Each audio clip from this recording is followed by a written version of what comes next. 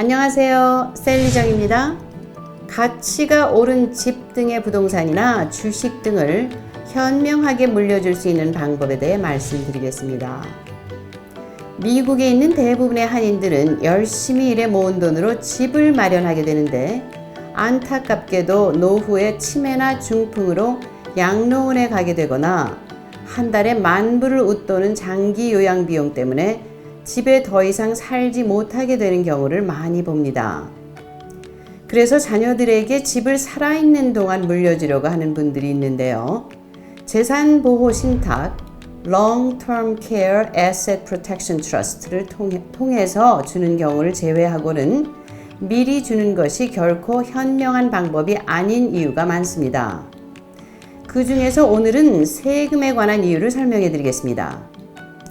집이나 건물 또는 스탁, 주식과 같은 재산을 선물할 때 대부분 처음 구입했을 때보다 재산의 가치가 오른 경우가 많은데요.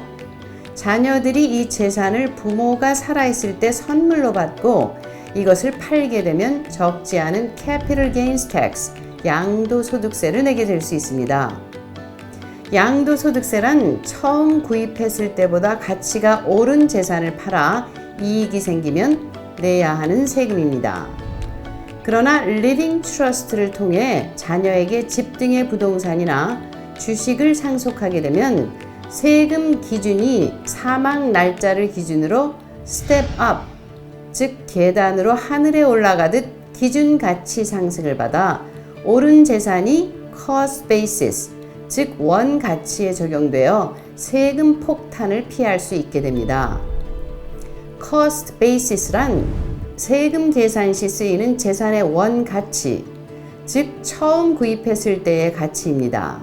즉 재산의 양도소득세가 붙는지 결정할 때 재산의 값어치가 처음 구입 후 팔 때까지 얼마나 올랐는지 알기 위해 쓰이는 것입니다.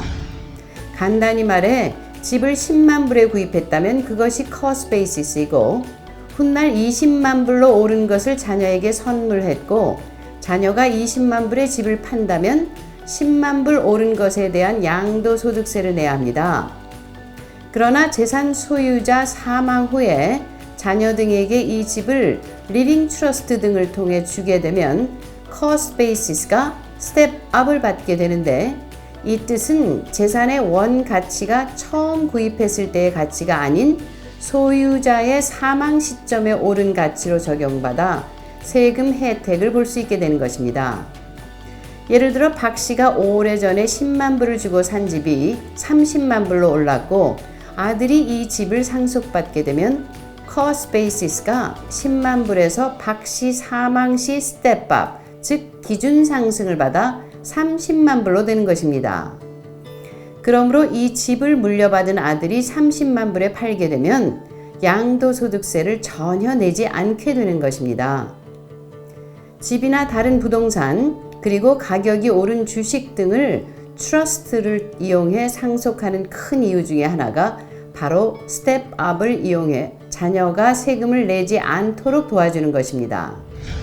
다시 말해서 리빙 트러스트를 설립하고 재산을 트러스트로 이전하여 사후 자녀에게 옳은 가치의 재산을 상속하면서도 세금 문제를 해결해 준다는 것입니다. 한 걸음 더 나아가 장기 요양 정부 혜택도 받고 자녀에게 물려주기 위한 Long-Term Care Asset Protection Trust, 장기 요양 재산 보호 신탁을 통해 집이나 건물 등을 보호하면 집을 트러스트를 통해 자녀 등에게 이미 선물했는데도 부모 생존 시 선물 받은 자녀가 트러스트 안에 있는 집을 팔 경우 이윤에 대한 양도소득세 혜택을 받고 부모의 사망 시 스텝업을 적용받아 양도소득세를 면제받을 수 있으니 꿩 먹고 알 먹는 효과를 볼 수 있는 것이죠.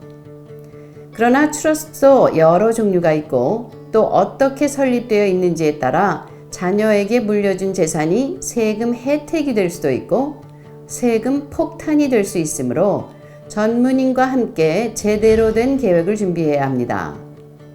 도움이 필요하시면 312-982-1999로 연락 주십시오. 감사합니다.